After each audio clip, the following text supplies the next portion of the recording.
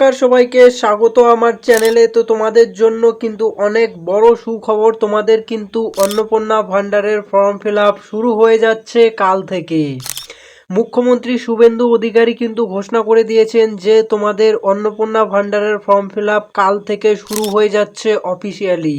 তো তোমরা কে কে form fill up করতে পারবে, কে ফর্ম ফিল আপ করতে পারবে না, সম্পূর্ণ ডিটেলস আলোচনা করব আজকের এই ভিডিওতে। এবং কালকে যখন ফর্ম বেরোবে একদম তোমরা কিভাবে ফর্ম ফিল আপ করবে স্টেপ বাই স্টেপ একদম সম্পূর্ণ পদ্ধতি দেখিয়ে দেওয়া হবে। কে ফর্ম ফিল আপ করতে পারবে, কে পারবে না, একদম নির্ভুল পদ্ধতিতে।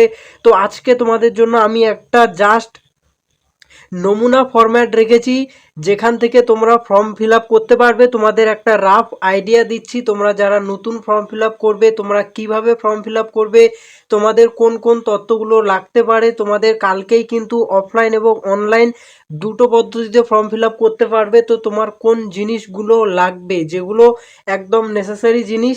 তো এই যে দেখতে পাচ্ছ অন্নপূর্ণা ভান্ডারের আবেদনের ফর্ম। তোমাকে প্রথমে আবেদনকারী তথ্য দিতে হবে। তোমার যেই ফর্মই দেখ তোমাকে তো আবেদনকারী তথ্য নিবেই। তো প্রথমে কি করতে হবে তোমাকে, তো প্রথমে কিন্তু তোমার আবেদনকারীর নাম, তোমার নামটা খুব ভালোভাবে বসাতে হবে একদম নির্ভুল পদ্ধতিতে। দেন তারপরে পিতার নাম বা স্বামীর নাম এখানে বসাতে হবে। দেন তোমার জন্ম তারিখ, তোমার জন্ম তারিখ এখানে বসাতে হবে একদম নির্ভুল। প্রথমে ডেট, মান্থ, তারপরে ইয়ার। দেন তারপরে তোমার আধার নম্বর, তো আধার একদম খুবই ম্যান্ডেটরি। তো তোমার আধার নাম্বার কিন্তু এখানে বসাতে হবে, ঠিক আছে। তোমার আধার নাম্বার এখানে বসাতে হবে। আর যে যত তাড়াতাড়ি ফর্ম আবেদন করবে তার অ্যাকাউন্টে কিন্তু তত তাড়াতাড়ি পয়সা ঢুকে যাবে। তার জন্য কিন্তু ফর্ম বেরোলেই তুমি খুব ভালো করে যত তাড়াতাড়ি সম্ভব ফর্মটাকে তোমাকে ফিল আপ করে দিতে হবে। আর আধার সাথে কিন্তু তোমাকে ডিবিটি লিঙ্ক করতে হবে, ঠিক আছে, তোমার ব্যাংকের। আর ডিবিটি লিঙ্ক ছাড়া কিন্তু তোমার অ্যাকাউন্টে টাকা আসবে না, তার জন্য কিন্তু ডিবিটি লিঙ্ক করতে হবে। ডিবিটি লিঙ্ক তুমি চেক করে নিবে কিভাবে দেখতে হয় তোমার কোন অ্যাকাউন্টে ডিবিটি লিঙ্ক আছে। যারা তোমরা নতুন ফর্ম ফিল আপ করবে তোমাদের জন্য তো কোনো ঝামেলার কারণ নেই। তুমি চেক করে নিবে যে মানে কোন অ্যাকাউন্টে তোমার ডিবিটি লিঙ্ক আছে। তোমার যেই অ্যাকাউন্টে ডিবিটি লিঙ্ক আছে সেই অ্যাকাউন্ট নম্বর তুমি এই নতুন ফর্ম ফিল আপের এখানে বসিয়ে দেবে, ব্যাস তোমার ঝামেলা শেষ। তারপরে তোমার রেশন কার্ডের নম্বর লাগতে পারে, এটা কিন্তু একটা নমুনা পদ্ধতি। দেন এখানে তোমার ফোন নাম্বার যেটি হয় ভ্যালিড ফোন নাম্বার সেটি এখানে বসিয়ে দেবে। তারপরে তোমার যদি ইমেল আইডি থাকে তাহলে দিবে, যদি না থাকে দেওয়ার কোনো দরকার নাই। আর এবারে যে ফর্মটা দিবে সরকার, ঠিক আছে, এই যে শুভেন্দু অধিকারী ঘোষণা করে দিয়েছেন, এবারে কিন্তু একদম খুবই সিম্পল ফর্ম দিবে যাতে তোমরা সবাই খুব সহজে ফর্মটাকে ফিল আপ করতে পারো কোনো রকমের কোনো ঝামেলা ছাড়া। এরপরে তোমার ঠিকানা তথ্য দিতে হবে, তোমার কোথায় থাকো তুমি, তোমার গ্রামের নাম বা তোমার এলাকার নাম এখানে বসাতে হবে। এখানে তোমার গ্রামের নাম বা তোমার এলাকার নাম বসাতে হবে। দেন তারপরে তোমার পোস্ট অফিস তোমার কোথায় আছে সেটি এখানে বসাতে হবে। তারপরে তোমার থানা কোথায় আছে সেটি বসাতে হবে। তারপরে তুমি কোন ডিস্ট্রিক্ট বা তুমি কোন জেলা থেকে বিলং করো সেটি এখানে তোমাকে বসিয়ে দিতে হবে। দেন তারপরে কি করতে হবে, তারপরে তোমার পিনকোড তো মাস্ট তোমাকে নিবেই, তোমার পিনকোড যত হয় সেটি বসিয়ে দিবে। এরপরে তোমার ব্যাংকের তথ্য, তো তোমার এই ব্যাংকের তথ্য কিন্তু খুব ভালো করে দিতে হবে। আর তোমার ব্যাংকের কি কি তথ্য নিতে পারে, তোমার ব্যাংকের কি তথ্য নিতে পারে, তো তোমার প্রথমে ব্যাংকের নাম, তোমার কোন ব্যাংকে অ্যাকাউন্ট আছে, তোমার যদি এসবিআই হয় তুমি এসবিআই দিবে। আরও যদি অন্য কোনো ব্যাংকে থাকে বা যদি তোমার কানাড়া ব্যাংকে অ্যাকাউন্ট থাকে তো কানাড়া ব্যাংক দিবে। মানে তোমার যেই ব্যাংকে অ্যাকাউন্ট থাকবে আর কি সেই ব্যাংকের নাম দিতে হবে। এখানে সেন্ট্রাল ব্যাংকে অ্যাকাউন্ট থাকলে সেন্ট্রাল ব্যাংক দিতে হবে। ধরো তোমার এসবিআইতে অ্যাকাউন্ট আছে, অনেকের এসবিআই শাখা মানে শাখাগুলোতে কিন্তু বেশিরভাগ জনের অ্যাকাউন্ট রয়েছে, তো সেই শাখার নাম দেওয়ার দরকার নেই, তোমাকে হচ্ছে তোমার ব্যাংকের নাম দিবে ডাইরেক্ট। ধরো এসবিআই শাখাতে অ্যাকাউন্ট আছে, ডাইরেক্ট তোমার ব্যাংকের নাম এখানে দিয়ে দিবে স্টেট ব্যাংক অফ ইন্ডিয়া। তারপরে তোমার অ্যাকাউন্ট নম্বর এখানে বসাতে হবে, ঠিক আছে, খুব ভালো করে তোমার অ্যাকাউন্ট নম্বরটা নির্ভুল পদ্ধতিতে এখানে বসাতে হবে।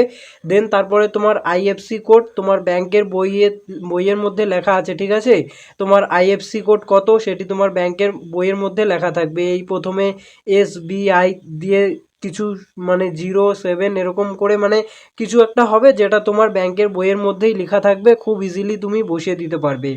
এরপরে কি করতে হবে, এরপরে তোমার ব্রাঞ্চটা কোথায় রয়েছে, ঠিক আছে, ব্রাঞ্চের নাম কিন্তু এখানে ম্যান্ডেটরি। তোমার যেখানে ব্রাঞ্চ রয়েছে সেখানে তোমার ব্রাঞ্চের নাম কিন্তু এখানে বসাতে হবে, ঠিক আছে। এরপরে কি করতে হবে, তোমাকে ব্রাঞ্চের নাম দিয়ে দিলে এগুলো তোমার ব্যাংকের ডিটেলস চলে গেল। আর ব্যাংকের ডিটেলসের এখানে তোমার যেই ব্যাংক মানে যেই ব্যাংকের মধ্যে তোমার ডিবিটি লিঙ্ক আছে, ঠিক আছে, যেই ব্যাংক অ্যাকাউন্টের মধ্যে তোমার ডিবিটি লিঙ্ক আছে সেই ব্যাংকেই কিন্তু তুমি দিবে। তোমার যেই ব্যাংক অ্যাকাউন্টে ডিবিটি লিঙ্ক নেই সেটি কিন্তু দিবে না। এখানেই তোমরা যারা নতুন করে ফর্ম ফিল আপ করবে এখানেই তোমাদের জন্য এটি ভালো।